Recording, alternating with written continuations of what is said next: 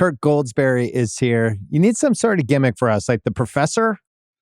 What do you want to be? I'm a professor. Yeah, I like that. Let's do that. I am technically a professor here at the University of Texas, so maybe that's not even a gimmick, but I like it.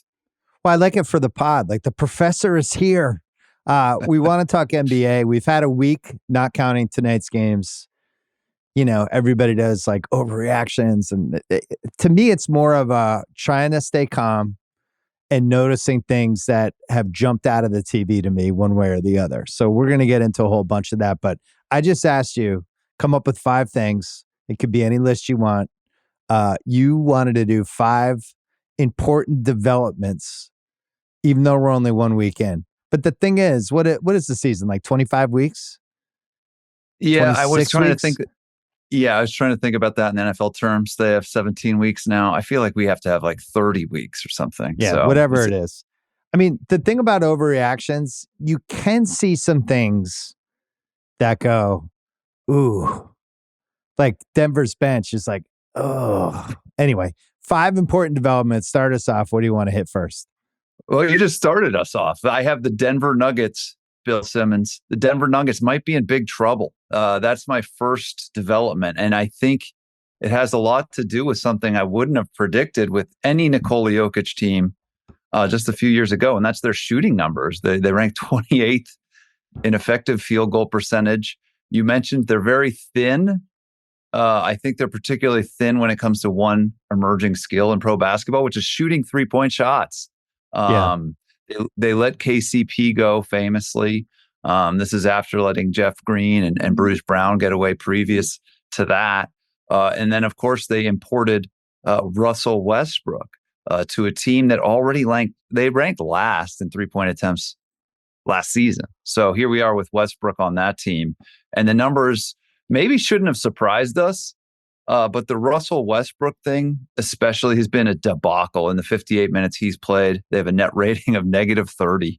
And in 91 minutes he hasn't played, they're +11, which is a lot more Nuggets-like. So that's my first one. I mean, this is a team that a lot of us thought could compete for the championship.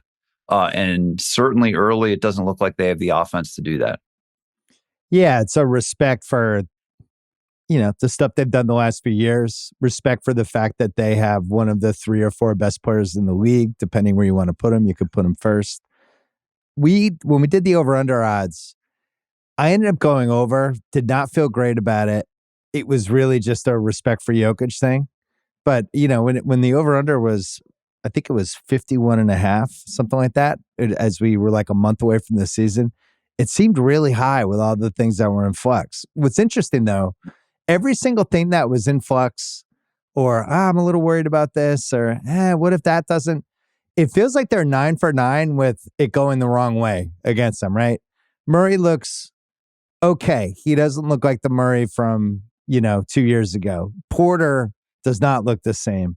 Gordon, the shooting thing becomes even more drastic when nobody can shoot. All the guys they were counting on the bench of the role players, I don't really think any of their shots are going to go in. Like Brown had that big shot in the overtime game last night in the corner, wide open. I didn't think it was going in. And then you see Jokic having to take this huge offensive burden now where he's 40 both nights. That's not who he wants to be. No, it's almost like those LeBron teams in Cleveland where he had nothing the first time he was in Cleveland. He can do that, but he's not put on this earth to do that. He's put on his earth to make everybody else around him better. And they're really sort of Peter principling Christian Brown. He's being promoted to this level of expectation that it is not suited for him. And again, it goes back to this front office not being able to build a really deep bench around somebody I would say is the best player in the world right now, particularly on offense. So I think this is a failure for a front office to build particularly spacing around this offensive savant, a guy that almost beat Team USA single-handedly in the Olympics this summer, Bill. And we show up. Yeah, Jamal Murray's not who he used to be. Michael Porter Jr. is off to a slow start. Aaron Gordon's never been a floor spacer. So what do you do around that? You got to find shooting.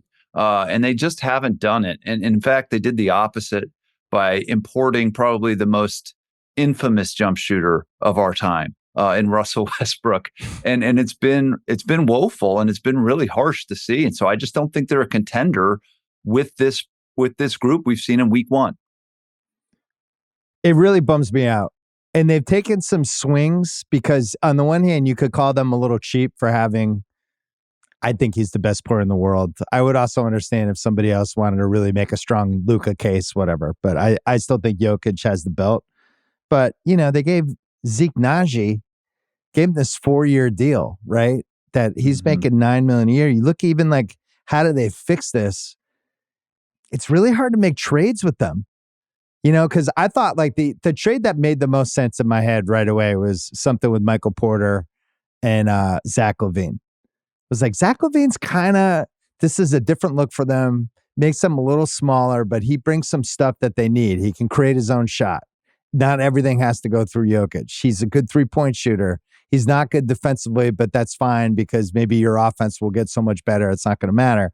But you can't even do trade. That's not a straight up trade that works. You have to put Zeke Naji in it. You have to use like the Bulls trade exception. And then the question is, well, why would the Bulls want Michael Porter and Zeke Naji? So I don't even really know how they make the team better. They don't have anybody in that mid-range level, like that 12 to 20 million type of player that you could flip. And the Bucks are in a similar position too. But I don't know what the move is to fix this, I think is a bigger issue for me. I don't see one, and I don't think there is one coming. And I think one of the only moves is to make Jokic do all of the stuff that he doesn't like to do, specifically the 3-point shooting. And if you look at their 3-point shooting without Jokic, the numbers get even bleaker. So I know that you've been talking a little bit about Jokic losing his 3-point shot in the summer. It looks like it's back. It's unfair for this dude to also be this team's best floor spacer. That can't be the answer. We can't have the guy being the best rebounder, the best playmaker, and your best 3-point shooter. He is the MVP 3 of the last 4 years, but even that's too much to ask for Nikola Jokic at this point. Well, the other thing with that, it looks good now because we're 4 games into the season, but you saw it last year. Like his legs started to go during the playoffs, and he just the 3-point shot wasn't the same. Defenses are clearly like, we want you to shoot this now, right? It's like, go ahead, knock yourself out. If you go 4 for 10 from there, fine, whatever. Because we're also covering all this other stuff. But the fact that Porter hasn't gotten better, and I really wonder, like, did the stuff that happened with his brother, like, how much did that affect him? How much off-court baggage is in there with how he just doesn't look the same?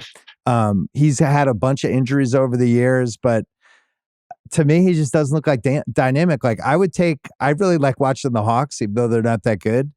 You could talk me into like 4 Hawks wings over Michael Porter Jr. at this point. So the fact that he's just not even an impact player in any way, combined with all this other stuff, I know everybody's been talking about the Nuggets, but this is really important. This is probably the best player of his generation. I also feel like they won the title 17 months ago. They won the title 17 months ago. We're going to talk about them. They have the best player in the world, according to many of us.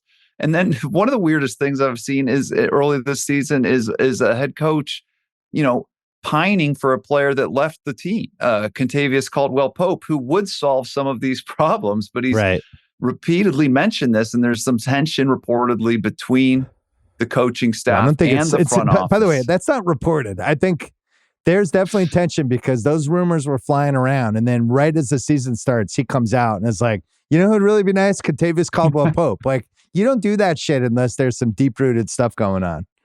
Yeah, I agree. And I'd never seen, I don't know, somebody correct me if I'm wrong. I haven't seen a coach be like, man, we really could use that guy back. Like that's just, nobody does that. So I think there's a revelation there that they just don't have enough pieces, particularly on that perimeter. And then Michael Porter Jr. is being asked to be more than he is because Kentavious isn't there anymore. So it's just all a symptom, I think, of poor team building there. Yeah, Michael Porter is basically 13-7. He's not going to create shots for anybody else. His 3-point shot is going to have a little variance to it. Murray's at 17 a game through the 3 games. He did get the game time basket that sent the game to overtime last night, where he looked like old school Murray a little bit. But I wonder, like, do you feel when somebody's doing the same thing over and over and over and over again for years, I'm not saying the play is stoppable now, but we've had so many reps with it that the defenses at least have somewhat of a sense of what to do. And then when the shooting around Murray and Jokic together isn't awesome, it just feels like not as unstoppable as it did 2 years ago to me. Dude, when that ball is finding Russell Westbrook after those passing sequences, it's just not perfect. as scary. Yeah, defense is like great. There's another defender that doesn't really have to, pay attention to the corner or to the wing that normally had to. So yeah, it's a lot easier to defend when there's not Contavious out there. And I know I'm beating a dead horse, but that's the thing. It's not just the possessions where they end up draining the three. It's the one where they thin you out. And it's a backdoor cut for Aaron Gordon. And suddenly that play is easier to defend. So, yeah, I think there's these ecological impacts. But the bottom line is you're not going to win the NBA title, Bill Simmons, in 2025 if you're the worst three-point shooting team in the NBA. You're not going to do it. And I'm not saying that's where they're going. Especially when OKC and Boston are in the league. 100%. And, I just think it's a tale of two cities in terms of building a deep roster over the last two NBA championship teams. Boston has done it. Credit to Brad Stevens. Denver is not. The other thing I wonder, so you're talking about the Cronkies who own multiple sports franchises who won a title a couple years ago, right? So it's not like they're like, oh man, we're going to do whatever it takes for the Nuggets to win a title. They won the title. They also have a best player who is not going to be exactly leaking stuff to reporters and doing passive aggressive shit or being like, I don't know, I don't know how long I'm going to be here if we're not committed to winning. They're spending money, but they're not really spending money. And the people I've talked to in the league, everyone's kind of shocked that they weren't more all in on this Jokic Murray window, and Caldwell Pope, there's been reports about, he took, he basically could have had either offer. He chose the Orlando offer, but that's also one they maybe could have locked up a year ago or done a better job. But they clearly thought, no, our young guys can step up into that spot. He only averaged 8 points a game in the playoffs last year. It just feels like they're not lavishly spending the way like the Celtics are spending right now. Maybe that's not the perfect path either. Celtics are going to be $100 million, over the luxury tax, whatever the hell it is. But at least as a Celtics fan, I'm like, my owners give a shit. They're spending. They want to win the title again. I don't think Denver fans can say that. It certainly doesn't. And the KCP transaction or lack thereof, I think is a very good sort of proving point for that. And they just don't have the Aaron Gordon. Yes. Great transaction a few years ago. Jamal Murray is slipping. Michael Porter Jr. isn't as good as I thought he'd be at this point in his career. And below that line of four guys that we can all picture, that's the exact part that the Celtics have gotten right. The Spurs used to get right. The 4 through 12. Because you have to have those guys. And a lot of times, Bill, those guys are your shooters. Those are your spacers. You mentioned the bench early. That's just the exact where they're letting Jokic and the fans down, is they're just not doing 4 through 12 right. I still love watching Jokic. I watched a lot of the game last night. This is a fascinating version of him because, like, if you look at the scoring title right now, that was one of the things I wrote down. I was just like, the scoring title has Jokic and Davis near the top after a week. I don't think that's going to last. I think Luka's going to end up winning it, but Cam Thomas shoots 28 times a game. Like, to me, the scoring title could go 9 directions. I do wonder, will this be a career high for Jokic from a scoring standpoint? Like, will he get to like 29 a game? Because I think he's going to have to. If he didn't score 41 the other night against the Clippers, they were going to be in bigger trouble than they already were. And he had to score 40 for them to win an OT in Toronto, which isn't exactly a juggernaut right now. He has to do this. There's just no other options. And again, I think the analogy is LeBron in the pre-Miami era, where he had to do a lot of the work as a scorer himself. So I think, so you're talking AD, like Mo Williams, Antoine Jameson, washed up Shaq. Oh, yeah.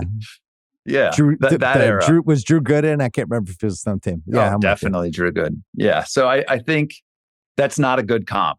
anytime we're talking about that roster for that player who is a very gifted player at that time in the 2000s, that's not a good comp for Calvin Booth and the Denver Nuggets front office. Well, here's my question, and the Bucks might be coming up as one of your other developments. Are you more worried about the Bucks or the Nuggets? Because I'm more worried about the Nuggets than the Bucks. Because with the Bucks, you can at least talk yourself into when Chris Middleton comes back, they'll at least be able to defend wings. Maybe not that great, but way better than how they're doing it. Right now, the Bucks' problem is any guard who can get into the paint and any wing who can get in the paint can do whatever the fuck they want against the Bucks. It's like it's like an all-you-can-eat buffet. What do you want to do? Do you want to shoot a floater? Do you want to get to the rim?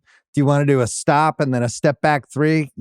Everything said you want to post somebody up. Come play the Bucks. And I don't know how they fix it. They're atrocious defensively. Middleton will make it a little better. I don't know what the fix is for the Nuggets. Yeah. Well, I think one of those two stars is more likely to ask out than the other one. So I'm going to say I'm more worried about the Milwaukee Bucks. And that is my next developing trend. So I don't know if you want to do that now. Let's do it now. Yeah. Because it's a very similar situation, but on the opposite end of the court. I mean, just like we sort of started to associate Nikola Jokic with just offensive efficiency in a can. If you have him on the court, you're a top 10 offense. That's somehow not happening in Denver this year. The opposite was true, I thought, with Giannis and Brook in Milwaukee, especially in the Bud era. But their defense is garbage right now, Bill. And I think they have a good chance of starting 2-5 or 1-6. And they are losing to teams, including the Chicago Bulls. They couldn't stop Kobe White or Zach LaVine in that game. They lost to the Brooklyn Nets, which was one of the more eye-popping results of this young season. But also not eye-popping, because I was like, I forget what the line was, but it was high for the Bucks. And I'm like, man, I bet the Nets could like give the Bucks a game. I just feel like anybody who has wing scorers and point guards that can create are a problem for the Bucks. They should never be favored by 11 over anybody. Well, then Peyton Pritchard comes out and looks like Klay Thompson against them from 2015. So you're exactly right. You nailed it. They can't stop perimeter offense, which is not Mike Budenholzer's era Bucks team, and certainly not Drew Holiday's era Bucks defense. Last year, I think, in Bud's last year, Milwaukee ranked number 1. This is an ancient history. They ranked number 1 in defense 2 years ago. Yeah. They ranked 19 last year. That was a lost season. But early this year, they're 26. And it's the nature of it. It's the open threes they're giving up. It's the drive and finish from the perimeter players. It's Damian Lillard not doing his job and nobody covering up in rotations. The lack of Chris Middleton is being felt to some extent. But this is an Eastern Conference that's less forgiving than it has been. And I'm pretty worried about the Milwaukee Bucks, because I've also heard some intel that the vibes aren't great there either, with some of their top tier talent. And, I don't know if it's Giannis or Damian or Chris or whatever.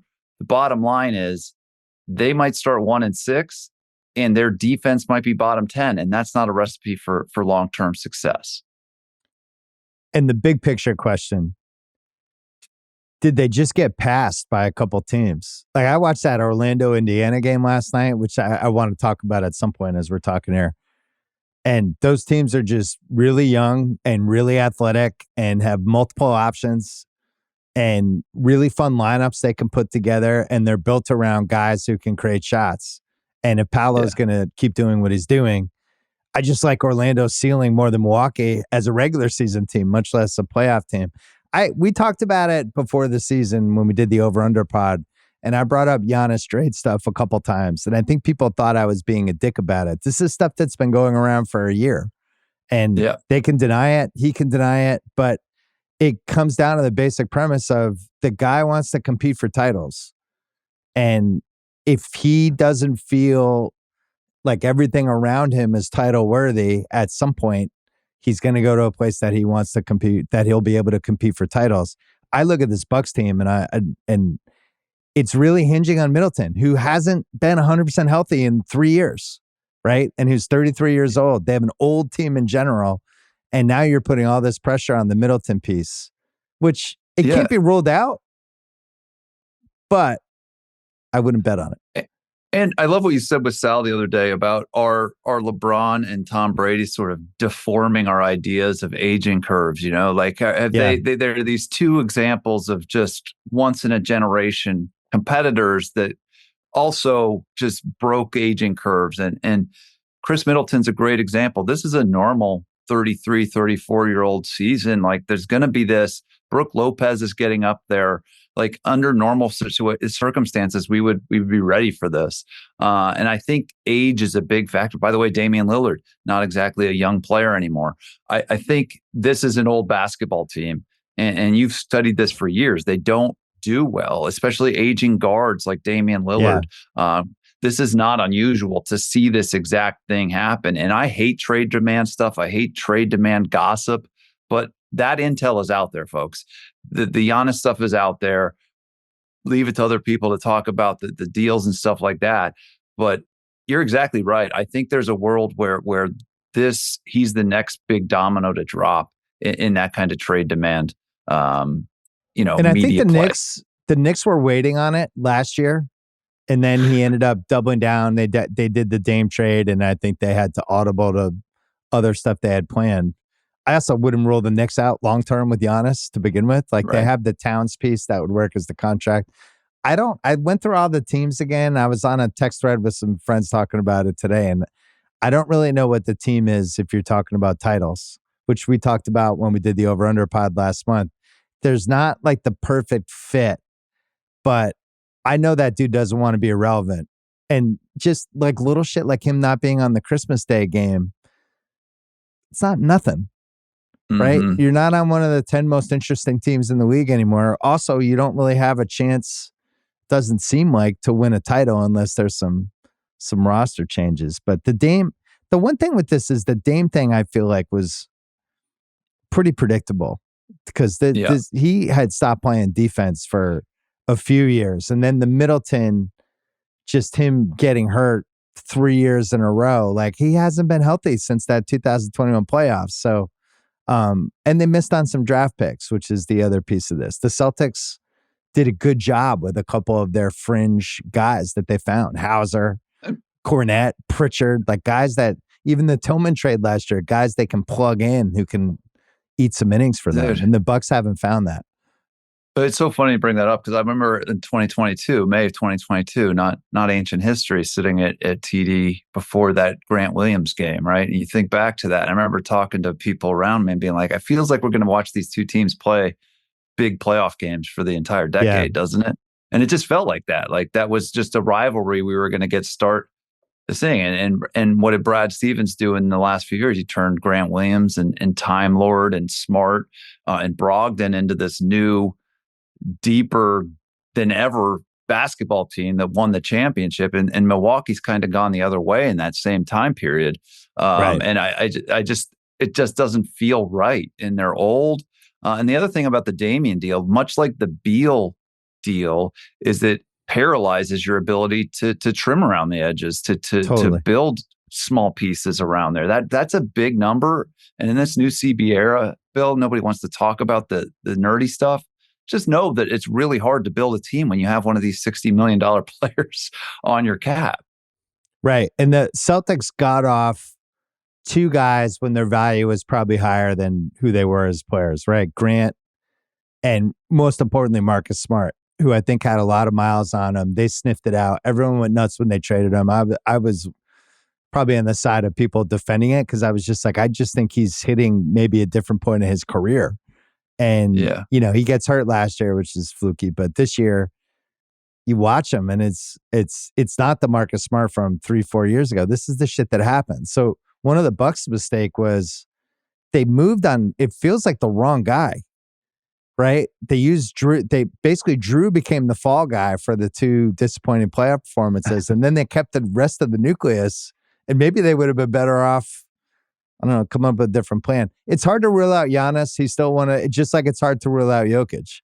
But dude, I think so they lost the 1-8 series and Miami just destroyed Drew Holiday. I mean, Jimmy Butler did do a lot of damage to Drew Holiday in that series. And Milwaukee overreacted. I mean, I'm a Spur guy. You know that. Spurs lost an 8-1 series at some point during their run to Memphis. They lost to remembers Memphis. that. Yeah, it was in 2011. Did they fire Pop? Did they trade Tony? No, they didn't do that stuff. They said, God, that sucked. Like we got our asses kicked. Let's get better and come back next year. They didn't overreact. And I think Milwaukee, you know what they did? Isn't that they did the George Hill trade that year? That was their overreaction, was they traded their 5th best player, not their 2nd best player. But I don't think that's going to age well, that period, because Giannis was hurt in that series too. And it's like, okay, guys, you're not going to win the championship every year. Like even the Spurs dynasty, they won 5 out of like 16 chances. Like you're not going to do it. You're not going to do it. The other thing I think they missed, I was talking to somebody about this the other day, that as I've said a million times, I think the league is better. And these teams that you would put together that would look like a 2018 contender, I don't think that's conceivable anymore. Even look at like the Lakers have looked pretty good for the first 4 games. That's not just about LeBron and AD. Like Reeves is playing really well. Rui is playing really well, right? The coach is a huge upgrade from last year's coach, it seems like so far. Some of their role guys have been okay, but it's not just the 2 guys. And that's that was what made the Celtics so special last year. That's what made the Mavs have realized we got to go 9 deep. You got to use the regular season a certain way. And then you see the Bucks, and it's like so much pressure is on Giannis and Dame having like a 35-point game. And then what's plan B if those things don't happen? I don't know. I still like their ceiling with the Middleton piece, but you could also tell me he's never going to be the guy again. And I would believe that too. The Nuggets, I have a much harder time. The Nuggets basically come down to, can Murray get back to where he was? And if you're going to tell me he's going to get back to where he was, I'm feeling better even with the lack of shooting. He saved their asses in that Toronto game in his home area there. That was a good sign. And he is one of the, he has a gear and he has that clutch gene that so many guys don't have, but he hasn't looked good in a while, particularly in the FIBA good play. Like for what we're, I had him probably like 22nd in the Ringer 100 this summer, and I don't know if I'd put him in the top 25. What's your 3rd big development? Well, you're just talking about it. And our friend JJ Redick looks like a good NBA coach. And you were talking about it. I think the Lakers look like a different group. And it's really interesting. I think JJ has found something. And if you followed it closely or even talked to him in the summer, he was obsessed with how can I get more out of Anthony Davis, Bill? And early on, one of the developing things right now is that he's found a way. And Anthony looks as good as he's ever looked as a Laker, maybe outside of the bubble so far. And I think, playing through Anthony on offense, giving him more responsibility has worked so far. But it's more than that. I think JJ's also done a great job of getting the role players to feel invested, to feel like they're part of the group. And I think he's designing ATOs that end with, Austin Reeves or Rui getting a good look. He knows the tricks. I know he's been a role player. And I think that you couldn't ask for a better first week. I know they're 3-1 and not 4-0, but this is a great start for JJ Redick. And not everybody was predicting that, by the way. You didn't have to look very far in our world to find somebody who's like, oh, JJ doesn't know what he's doing. This is going to be a disaster. Well, through 1 week, at least, it's not a disaster in Los Angeles. Yeah. If you had to tell me bet on disaster or a great coach, I probably would have bet on disaster just because I just think it's really hard to be a head coach. And there's a whole bunch of stuff that goes with it, including how you deal with your best players, how you deal with the media day in, day out. I've been super impressed.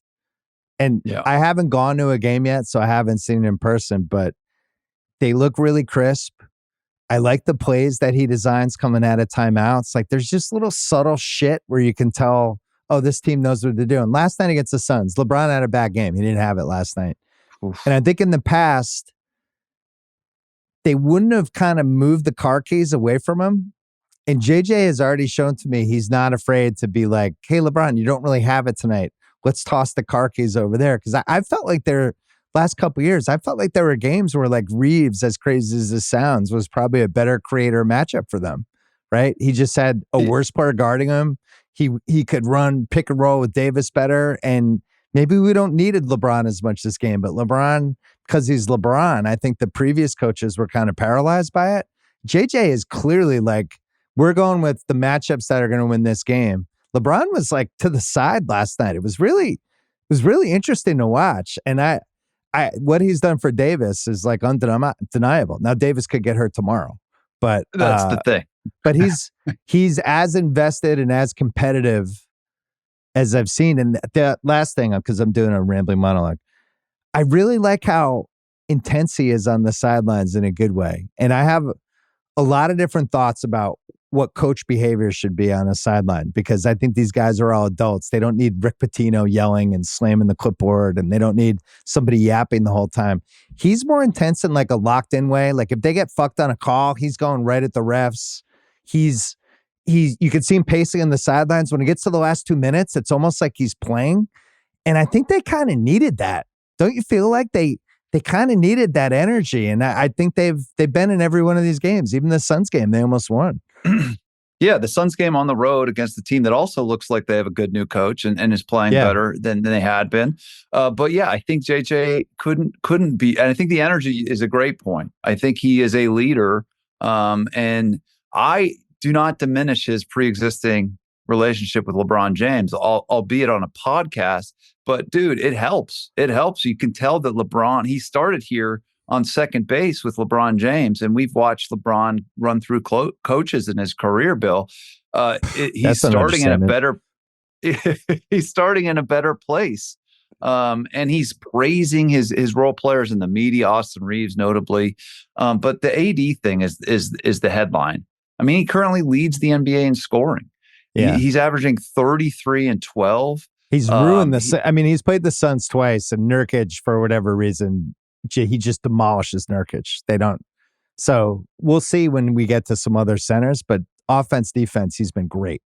He looks like the guy, when we're writing about him in Grantland, he looks like the guy we all thought he was going to be, you know, in 2013 and 2014 when he was this youngster in New Orleans. In fact, his usage rate is higher right now, speaking to JJ and running the team through Anthony Davis. His usage rate hasn't been this high since he's gotten to Los Angeles. So the numbers back up the idea, too, that the team is running through Anthony Davis, and it's working early. He's one of the best two-way players in the league when he is healthy. And you mentioned this earlier, but he's got to stay healthy. And one of the things I would say is he's looked healthy since the Olympics.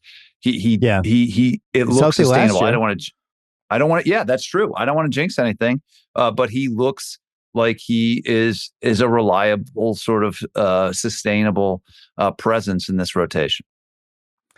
You know, there's one other thing going on with this team that I didn't realize fully until I was watching them, because they've actually been pretty fun to watch. I took the under for them at 42.5. I thought, you know, new coach, LeBron, hitting age 40. Like, I did so many good teams in the West. Just didn't seem like a great bet. I went over on them the last couple of years. Now their over's up to 44.5. And I would probably take the over on the 44.5 at that point. Here's the other reason, other than the ones we mentioned. I think the Bronny thing's been good for LeBron being part of that team. Oh, that's interesting. I think there's a real energy and a real joy he gets from it. Now I sound like I'm an ESPN talking head just praising LeBron. But I really think like there's just something different about the investment when your son's there every night, right? And I just seems like he's responded in all the right ways to it. I have no idea if it's going to last, if it's sustainable, but I don't know if we're going to see some of the passive aggressive stuff that he was doing the last couple years with the roster, because he seems way more invested in the roster and the guys that he's playing with. That's a great point. I never thought about it. It's so primitive, but as a dad, like it's kind of harder to be a jerk to the waiter at the restaurant if your kid's at the table. If your kid's at the table. Like, no, it's really true. And so he's just being a pro. And you're setting a dad example. You're still like, I know Bronny's a grown ass man now, he's like 20, but he's still a kid. Like my son turns 17 next week. I still look at him like he's a 6-year-old that I'm trying to teach him right from wrong. I don't know. I might be wrong, but I do feel like the energy from that has been a positive. And I thought it was going to go the other way. I thought this is going to be a soap opera. They're going to be asking about every game, but it really seems like they've navigated it correctly. Bronny's there, probably in the G League.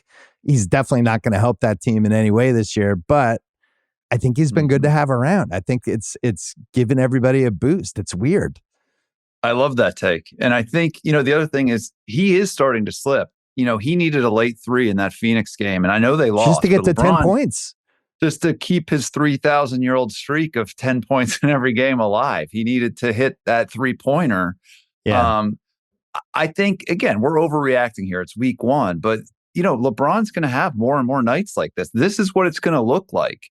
And JJ, to his credit, saw this and was like, I got to get more out of AD if this is going to work. Yeah. And AD is leading the league in points in the paint, as we said, leading the league in points per game. And, it's a kinder, gentler LeBron James, whatever. But this is very encouraging. And I know you're a Celtics guy, but the league is more interesting when the Lakers are good. And JJ looks to have righted the ship here a little bit in Los Angeles. And Davis is really hard to play against, defend, handle, right? When he's playing at this level, he's one of the 6-7 best guys in the league. It makes me think like they have some draft capital. They have some young players. There's some sort of move they could make. Obviously, D'Angelo Russell is going to be on eBay for the next 4 months as they shop him to anybody. But it makes me think like if I'm them, the way Davis is playing, combined with that, you still have LeBron on the team this year and next year. Maybe you do sacrifice one of those extra assets because I look at the West and OKC and the Celtics to me are levitating above everybody else in the league. It's like they're in their own league. Then it's a drop off. And the Lakers with, one more guy, especially if it was a point guard / shooter. I think if Davis is going to play like this, you have to think you could swim in that pool. I didn't think they could swim in that pool a month ago. No, I'm with you. I think my first piece for the Ringer should come out this week, but we're looking at depth. I'm arguing the depth. Bill Simmons is the new MVP of the NBA, and it's harder to achieve in this new CBA. But when we look at what separates the Celtics and the Thunder right now, and teams like the Wolves, is that they go 7, 8, 9 deep, and that is very hard. That is evidence of a very good front office. And that is what we're seeing separating the teams because everybody has a superstar now, it seems. All the contenders, I have 1 or 2 superstars. Okay, cool. What do you have? And what you talked about in Milwaukee and what we talked about in Denver is they don't have that. The Lakers and Suns also struggle a little bit in that department. Would you put the Knicks in there? The Knicks are pretty good in depth. Obviously, I think their starting five's about as good as it gets. Putting them in the not enough depth camp.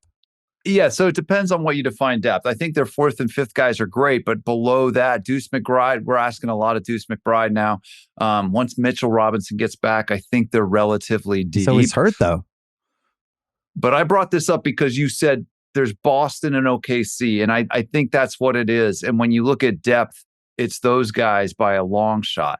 I mean, when you're talking about Peyton Pritchard and Sam Hauser and Al Horford coming off your bench, that's a different world than these struggling teams with superstars, or including the Lakers, have in those slots.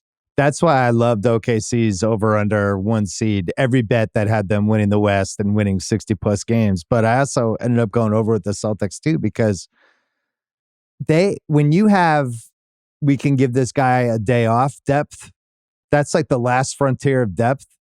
The Celtics and OKC could basically, it's like OKC lost Hartenstein for 5 weeks. They're like, all right, we're next guy up. And they have guys, and you watch like the way Wiggins and Wallace are even playing in this first week. And they go deep with dudes that can come in and actually flip a game, which is what the Celtics have too. So the Lakers, though, if Connect can become something of a guy for them, like a 15 to 18 minute ninth man type guy.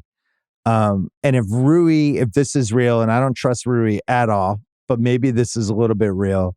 And then one more trade, like they might actually have enough depth to sustain LeBron games like last night. where it's Yeah, just like, that's right. oof, he looks 40 tonight.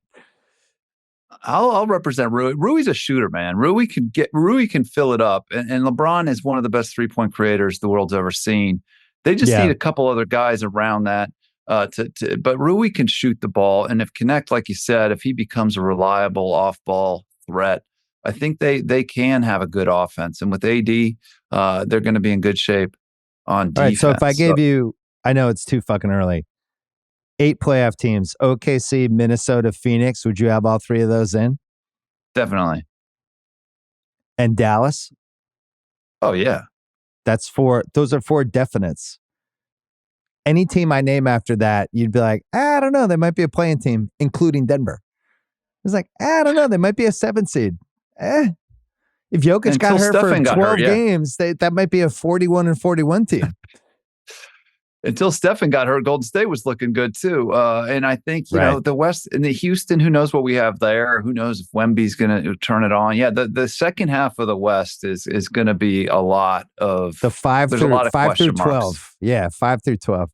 I don't think San Antonio is here. That Sacramento, I would have been if they had beaten the Lakers like they should have on Saturday night, where they're just in control of the first 3 quarters.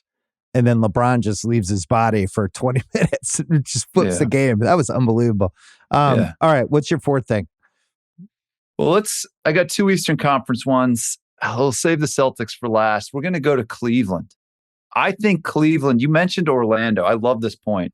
I think these small market teams emerging in the Eastern Conference, Indiana, Orlando, but I'm going to talk about Cleveland. I think they all have a chance to sort of upset the Knicks and Sixers and slide in. One of those teams could slide into that 2 slot. And if I had to say right now, I like all 3 of them. Indiana's been off to a rocky start, hasn't looked great a couple times. If I had to pick one right now, I'm picking Kenny and the Cavaliers. I'm picking the Cleveland Cavaliers, Bill. They're 4-0. They've won handily.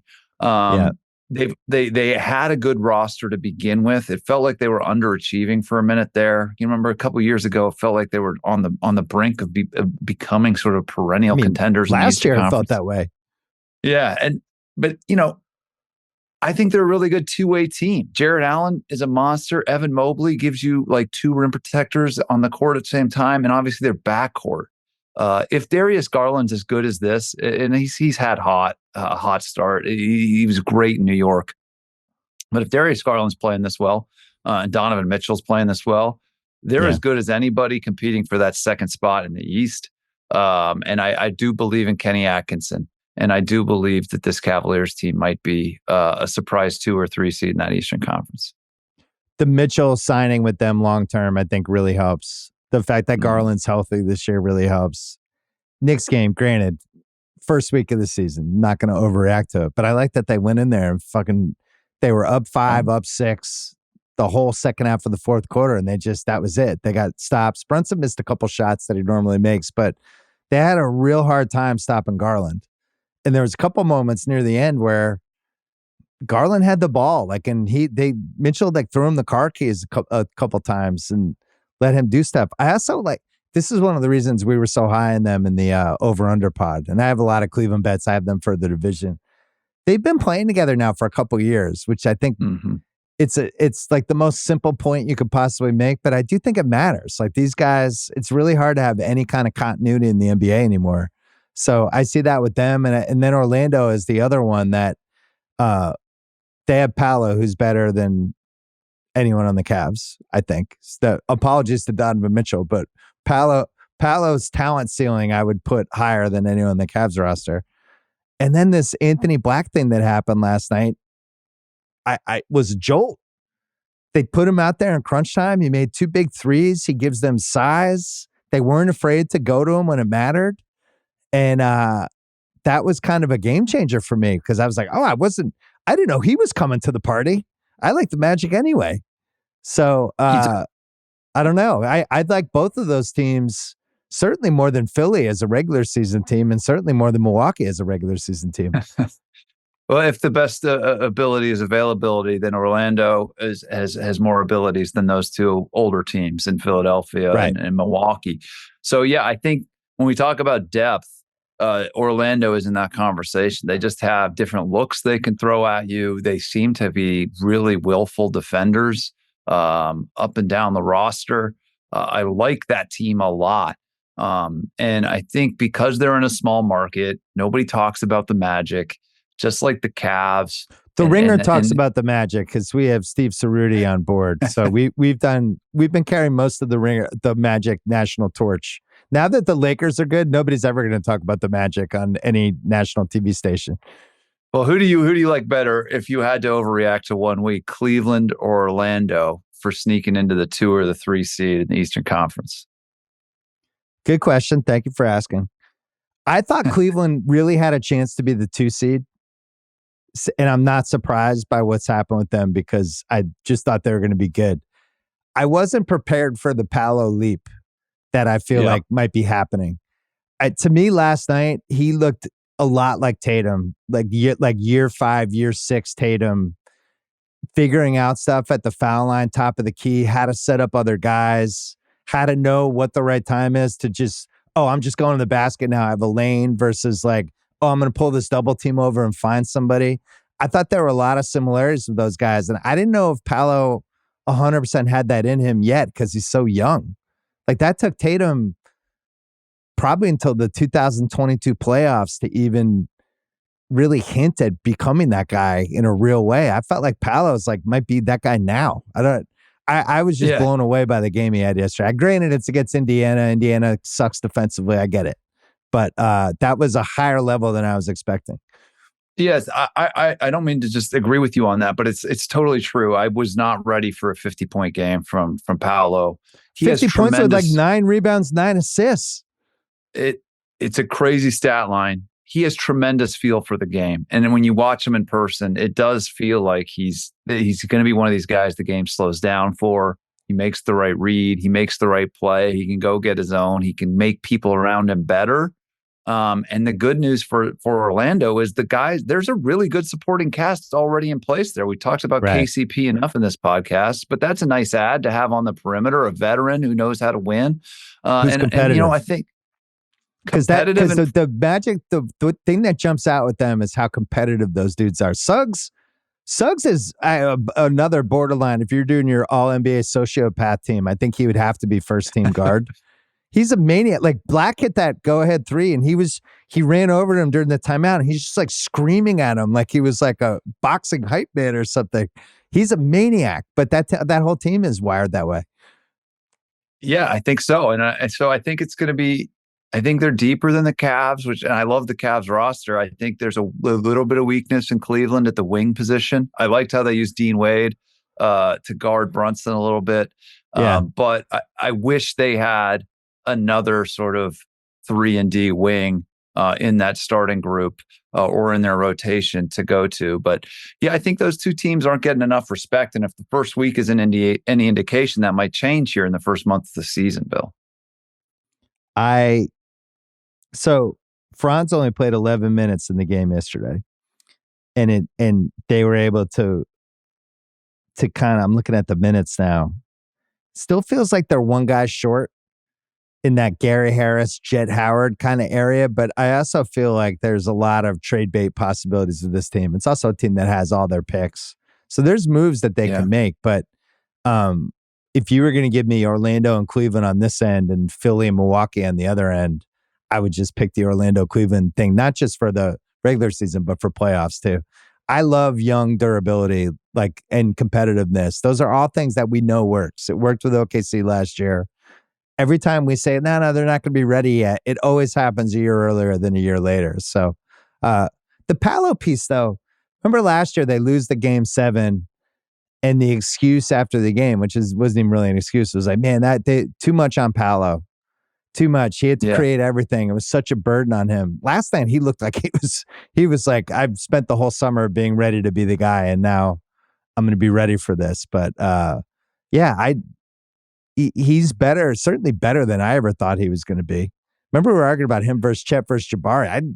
I don't think anybody saw this. I know people love Paolo, but nobody saw like what happened last night. Cerruti, did anyone see this with Paolo? Like even like the most bullish, crazy Paolo fan, did anyone see what happened last night as a ceiling? I think Russillo before the draft, because I mean, infamously, I guess I was a Chet guy. I still feel good about Chet. Not a bad opinion. Going to be a good player. I think that's fine. My thing is I just feel like both teams got the player that they probably needed long term. But no, I mean, I think the worry about Paolo was like, was he going to be like this inefficient, mellow type scorer? And I think, early on, so much was thrust upon him that it was like, oh no, is this going to be like just a high volume everything guy? And that's why I got so defensive in the playoffs last year about the turnovers, because I'm like, cool, he's playing in this hostile Cleveland environment, and in his second year where he's arguably at times the best player on the floor, as you said, Donovan Mitchell has an argument, but like that's wild stuff. Like there are not that many guys in the history of the league that have been asked to do that and have like met the challenge in year two. So I think everybody thought he was going to put up numbers, but like, was the efficiency and the winning going to be behind it? So that's the question. If that it's coming this early, that's what's so crazy about it. Yeah, what is he 20? He's 22, right? Yes. Yeah, it feels like the sport of basketball has slowed down for him a tiny bit. And this is why it's so dangerous to do the overreactions after week one. I don't think that's an overreaction. Like you can tell sometimes when a guy has gone from point B to point C or point D to point D, whatever. It feels like he's at a different point of whatever the journey was than he was in that Cleveland series. 22 in 2 weeks, by the way. So still 21. Wow. Oh my God. It's wild. Kirk, where is he in the trade value rankings now? Dude, a 21-year-old with a 50-point game is pretty high. Like he's got to be like top 5 to 7 now. Now it makes me want to do another rankings. I think you had him 8 last year. I had him 8, but I think he's got to be higher. Like to me, Paolo versus Edwards, I would have had Edwards ahead of him, no question, last summer. And now it's like, all right, I got to really sit down and sketch this out and look at their ages. And because we saw it happen with the Celtics last year. You can build an actual championship team around a guy with this specific set of skills. The difference is he's not as good of a defender as Tatum is, at least not yet. Tatum was always like a really good defensive player. Did you expect that Anthony Black hitting the 2 threes piece of the season? I mean, I don't want to toot my own horn, but like kind of. So I literally called Russillo after the game last night because we were both so excited about it. And I was calling for Anthony Black to play in the playoffs last year. I was like, what's the worst that could happen? I mean, nothing against Gary Harris. I know he's not your favorite player, but he's not. Like, it can't get much worse offensively than what it was in some of those games when he's like 0 for 7 from 3. So it's like, throw Black out there, see what could happen. I mean, when he was coming out of the draft, it was like, hey, high IQ player, like big, can guard multiple positions, but like the shot is atrocious. So the fact that he's even like, the shot looks pretty good. And the fact that he's making them semi-consistently and as you said, 2 big threes last night, he's going to be a factor. He should be a factor. And I'm you throw like trade chips. I mean, it depends who the guy is, but like I'm holding that guy close to the vest. Yeah, because he fits in with the identity they have. As you know, Kirk, I'm the body language doctor.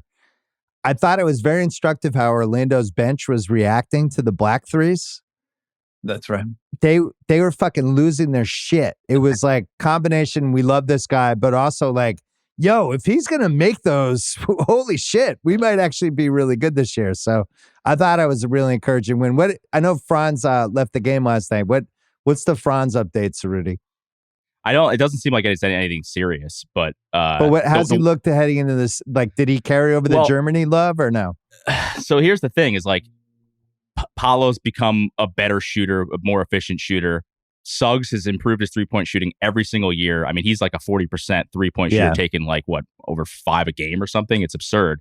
Anthony Black has become a better shooter. We can't get this guy to figure out Franz's shot. Who's the shooting coach? I don't know. I should know the name, but like he's the one guy where it's like, what's kind of going on? And it is a little weird. Like he's kind of like Suggs is kind of ascending to that number 2 guy. I mean, oh wow, not in points. It'll never be in points, but just as like an all around feel for the game because of the defensive end. I still believe in Franz. I think it's going to be fine, but it is a little weird because everybody else seems to be like kind of growing, especially in the shooting department. He's the one that's kind of regressed. So if Black comes through for you, maybe you don't need Dennis Schroeder because he was auditioning for you this week with the 29-point game. It's like, hey, Orlando, we're good.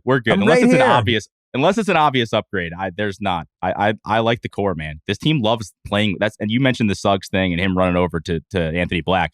Like they genuinely love playing with each other. Like the wins are great, it's cool, but the vibes are just that there might not be a better vibes team in the league. Yeah, Suggs is like a Wolf of Wall Street character. Kirk, when you were in front office, did you guys that you were with the Spurs, did they like look for stuff like bench chemistry, bench reactions as something that actually mattered? Dude, I remember when we drafted Derek in whatever year that was, we watched all of his clips for when he got fouls called on him, and we watched his body language reacting to all the ref calls against him. And what we didn't like, he was very demonstrative after all these calls. He was like one of these guys that, but yeah, body language is really important to people like Pop and RC, of course. So you try to gain insights into the psyche and competitive nature of all of these guys. And the body language doctor has known this for years. But yeah, we watch that stuff. One of the reasons you scout and you go to games early, Bill, is you watch how guys warm up, you interact with their coaches, you see how these guys are as employees, as teammates, as leaders, as followers. That stuff is very important. And I agree with Cerruti. The vibes in this group, maybe with the exception of Gary Harris, am I allowed to say that? It feels like they love each other. They're young. They're fun loving. I wouldn't trade anybody, by the way, including Gary Harris. But I think this team has the body language doctor I would confer with, but it feels like they would be near the top of his power rankings. No question. I think they're right in the same spot OKC was in last year. Let's Also see how well vibes. we can do. Let's see how many wins we can bank. Let's let Paolo cook.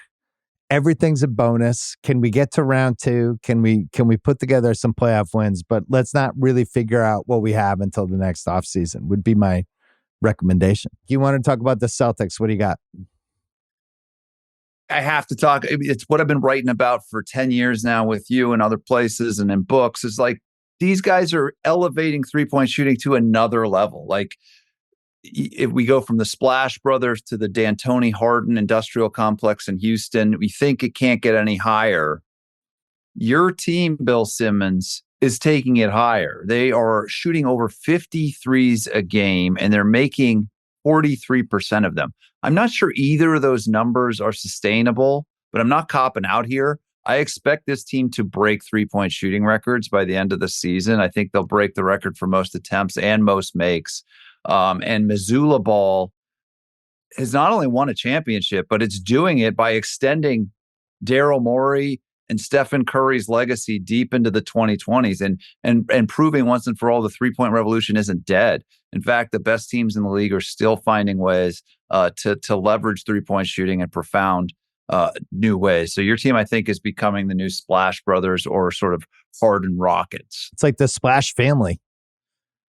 Yeah, it was interesting. Last night against the Bucks, they brought in Jordan Walsh. And I was like, what the fuck, man? This guy, he's not a good enough 3-point shooter. It doesn't fit into our system. And he took a couple, he missed a couple, but it's surprising when they play anyone.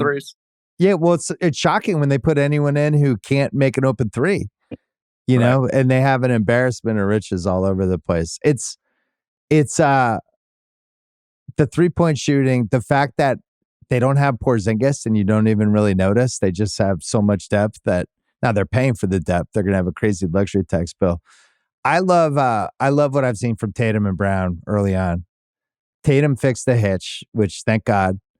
I think he's a legitimate MVP candidate. Michael Pina wrote about that for the ringer.com today. And I completely agree. If they're going to be in the 60s for wins, you got to really seriously look at whoever the best player is. But I love everything I've seen from Tatum.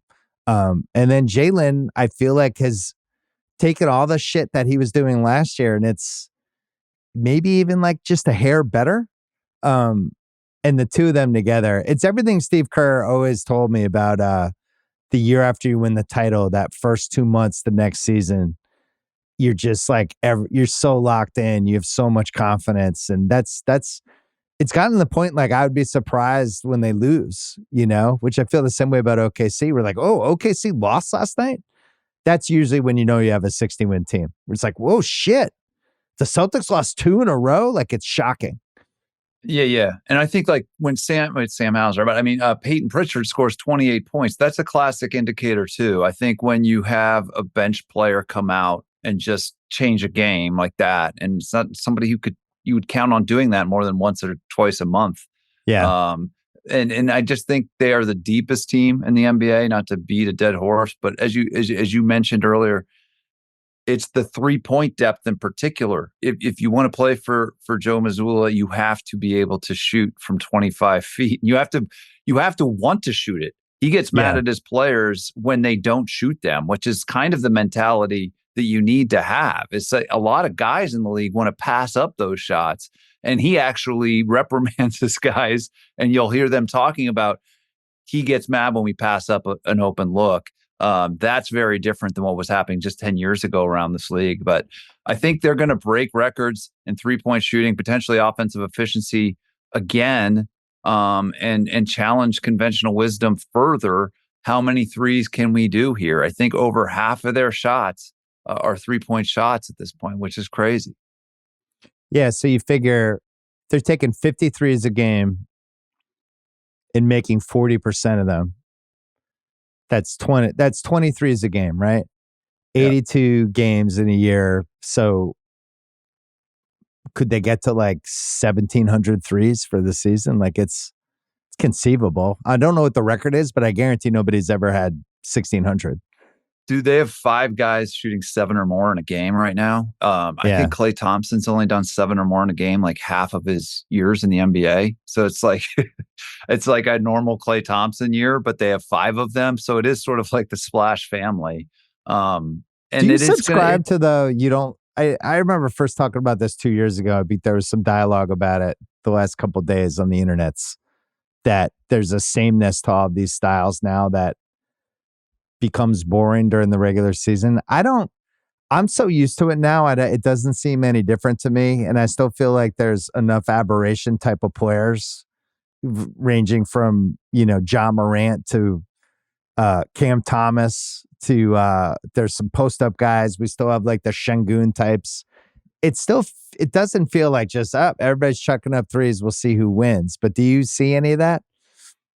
Yeah, I play both sides of that. I think there's never been this much talent in the league, and ultimately that's why I turn on the TV set. I love watching the guys, but I'd love to see the NBA move the line. I think it's time to move the line. I think the shot has become too easy for too many guys.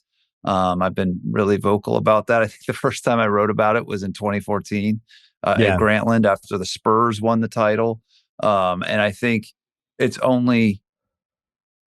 I don't say it's ugly. I don't want to say that, but I think the shot has become too easy for too many. And I'd like to see it a little more difficult for the average player. And it's only going to make Stephen Curry and Damian Lillard more valuable, or Jason Tatum.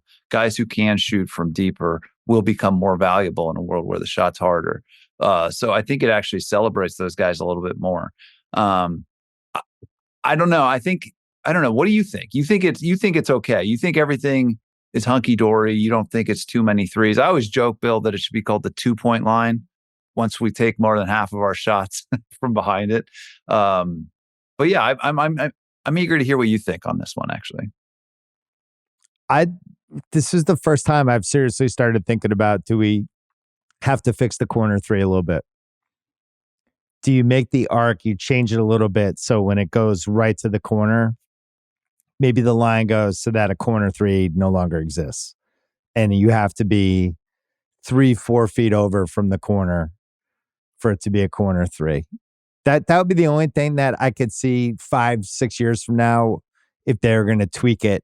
I could see the whole arc of the 3-point line, instead of it just being like almost like a semicircle, the way it looks now, being different, where it kind of it hits the corner in a way that corner threes are gone.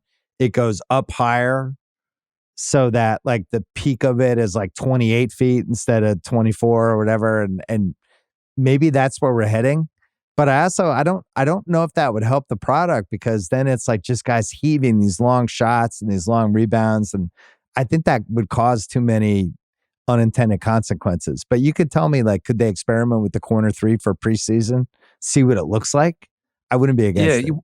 I don't think I've ever shared this, but in 2019, after my book came out, Adam Silver had reached out to me and said, "Will you come present some of this stuff to the league?" And we had suggested 2 different 3-point lines. And we got to the competition committee, and we were going to try it in the G League, Bill.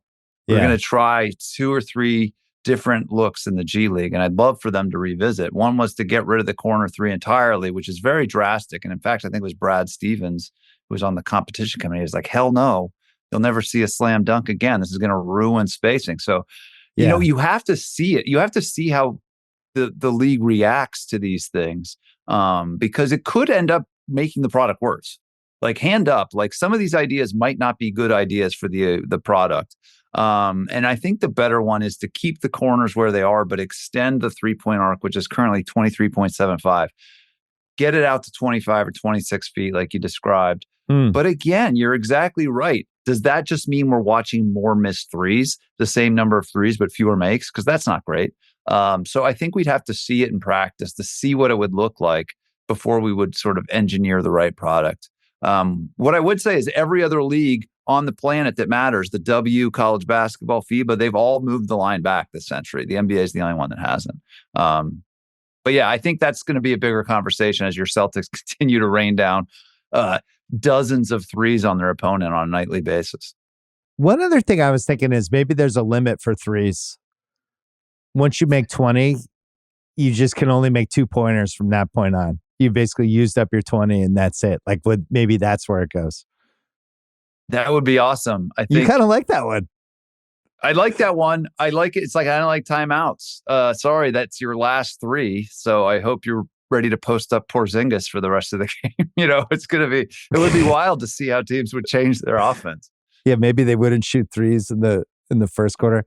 I don't feel like we vehemently disagreed on anything. Do you have anything you want to vehemently disagree on? Because unfortunately, we see a lot of basketball the same way.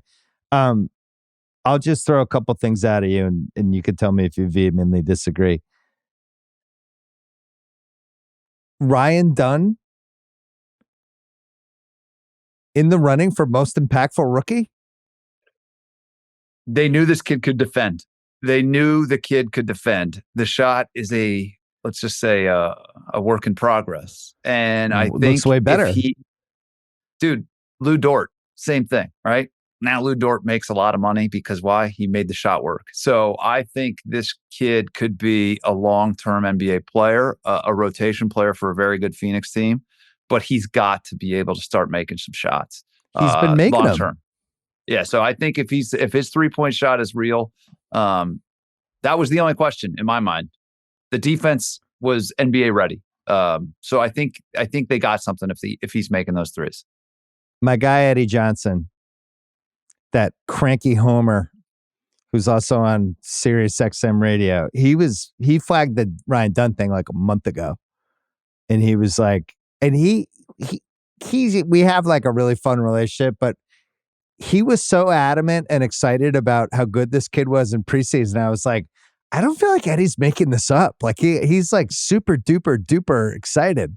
And it turns out, like, you know, you see him out there in crunch time for them. Interesting wrinkle for them. I don't know what they're going to do about a center, and I'm not sure it's going to matter in the regular season. I still think they'll get to 50 plus wins. All right, next, I'll try to start one more argument here. Chicago, a more pleasant league pass experience than you were expecting?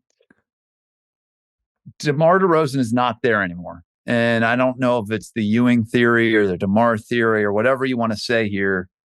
They're definitely playing harder on defense. Kobe White feels like a more enjoyable presence. The more time he's getting in this offense, the more he's a fun guy. Zach LaVine, maybe not. Vucevic, I don't know. What are you going to say? I'll say no. I think I'm going to say no. If I have 5 games to watch, and they're probably not in my 4 box. You know what I mean? I'll just say no, and for the sake of starting an argument. They were a cross-off for me as a league pass team, but I actually like the ball. The Giddey Vucevic still feels like there's this little tiny foreign center thing to be unlocked with him, with passing at the top of the key. And now guys are moving around. It's not so like old school DeRozan gets the ball and everybody kind of stands around. I don't know. They're on my radar. They have some players I like watching. I'm still rooting for Giddey to become a guy, because I just think he's so different than all the other players. It's like you need weird players to succeed like him with his kind of skill set. So we'll see. Could Cam Thomas lead the league in scoring for real? Oof. I think the I heard you number talking has about to be this. at least 32 a game. Because there's no way Luka goes under 32 a game. The only way it would happen is if Dallas is just blowing teams out and he's not playing the same minutes per game. He's just an established 33 a game now. So let's say he drops to 32. I think that's the number. There is a way, but I think it's very, very unlikely. But Brooklyn, in part because Brooklyn's playing better than I thought they would be, Bill. They're playing harder. They got a new coach too, and it looks like they have new vibes. They're frisky. And they're frisky, and all Ben Simmons jokes aside, like he's looked okay. And he just won't shoot. He doesn't, and they have to take him out with 6 minutes left because he's just not going to ever want to take a foul shot ever. It is wild. But Cam Thomas is not afraid to shoot, Mr. Greenlight. I think there's a path there, but I would be shocked. I would say this is Lucas. This is Lucas. Throw the money on Luka. Well, they're playing tonight after we tape this. So you talked about American stars being worried about them. Counter. A lot of American stars I like watching right now. Tatum and Brown, Edwards, Paolo, Brunson, Halliburton, Ja, LaMelo. Rumors of a LaMelo comeback. Booker and Fox, Mitchell, Zion when he plays. Last time I'm feeling better about the Americans.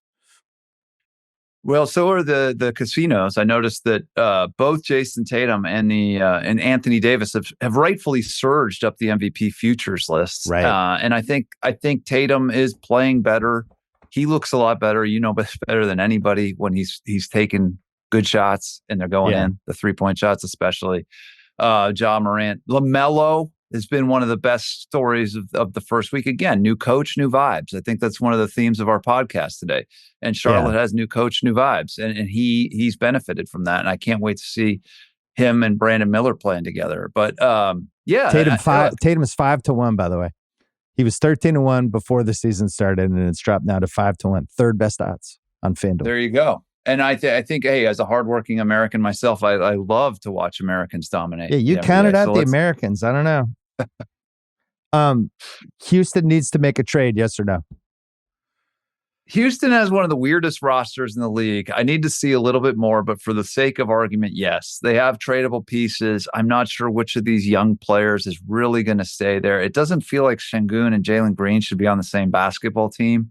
Fred VanVleet, and yet they extended Dylan Mitchell, both of them. Yeah, they couldn't be. And then one of the cool things about you said weird basketball guys. Like these are guys, the fact that they're on the same team and they're from such different parts of the world and they play well together. But Freddie VanVleet, Dylan Brooks, like these guys are just, how are they all on the same team? So yeah, I'll go with yes. Okay. They need to make some changes there. I think they're a 2-for-1 or a 3-for-1, but I felt that way before the season. Memphis is not a playoff team. I'm just throwing that out there for argument's sake. I'm not saying whether I believe it or not. I can get there. I'll just, for the sake of argument, I say they are a playoff team. I think they have too much talent. I don't think they're as good as they were a few years ago. I think Steven Adams remains sort of an unheralded piece of their success from 2 years ago with just the physicality and the rebounding, particularly the second chance points that they really just depended on. And we'll see what Edie can do. But I think they're a 6 seed. I think the Memphis Grizzlies are going to be the 6 seed, the last non-playing team in the West, if I had to say. I'm less bullish on them than I was, and I went under on their over-under because I thought it was too high. But this is why it's the first week of the season. I'm just watching them. I'll have a harder opinion on them in the 20 game. Are you worried about New Orleans yet, by the way? A little bit, but this Jordan Hawkins kid has caught my eye. And this kid, he looks like a natural shooter. Yeah, what do they do? It just feels like he needs to play. He needs to play. And I mean, I don't know if that factors into the Ingram decision they have or trying to get off of that. But dude, I love that kid. And he looks like a shooter, like one of the best jump shooters early in this season. And it doesn't look like an accident. He was one of the best shooters coming out of the draft. I'm not worried about them. I'm always worried about Zion staying healthy. But I'm not worried about them. I think they're going to figure it out. But they have like a couple pieces. They just need to figure out rotations, in my opinion. What are your thoughts? Too early. I want to. I'm with you on Hawkins. I just feel, I was talking to somebody about it today. Somebody has to be disappointed in the West. We're not going to have 11 playoff teams. There's got to be somebody who, when we get to mid-December, we're like, holy shit. I can't believe that team is, 10 and 15. It's going to be somebody, and I have a couple suspects, but I want to watch for another week. The Clippers being a little better, at least in week 1, than I expected, is another monkey wrench, because I just had them penciled in as a bottom 3 team. But Harden's like, this is great. I have the ball all the time. Mm-hmm. They have a bunch of defensive guys who are like, this is great. Harden has the ball all the time. All I have to do is worry about this. And then Norm Powell's like, this is great. Every once in a while, they just let me cook. So I still don't know if they're good, but I'm also a little concerned that, because that was one of my locks. I had them under 37.5. I'm a little concerned they might be more of a professional basketball team than that. Well, Ty Lue is a great coach, and I think James Harden's in his happy place. You sort of alluded to it. He seems super pumped. Undeniably the leader of the team right now. And, if he feels that way and Ty Lue's the coach and their defense is playing like this, yeah, I agree. Like you're saying, there's 6 guaranteed spots. There's the 2 play-in playoff spots, so 4 play-in teams. I think Denver and the Clippers, I think Denver's going to be a play-in team. That's probably my biggest overreaction from week 1. I find it hard to believe they're going to be one of the 6 best teams in the West, because I don't know what the fixes are for them. Milwaukee, you can talk yourself into it a little faster, because the East is such a, once you get past the top 8, it's just, there's 7 crummy teams in there. But have you been to the Intuit facility yet? No, I'm going this weekend. Okay, well, we look forward to a thorough report. I hope it's a better experience than Minneapolis.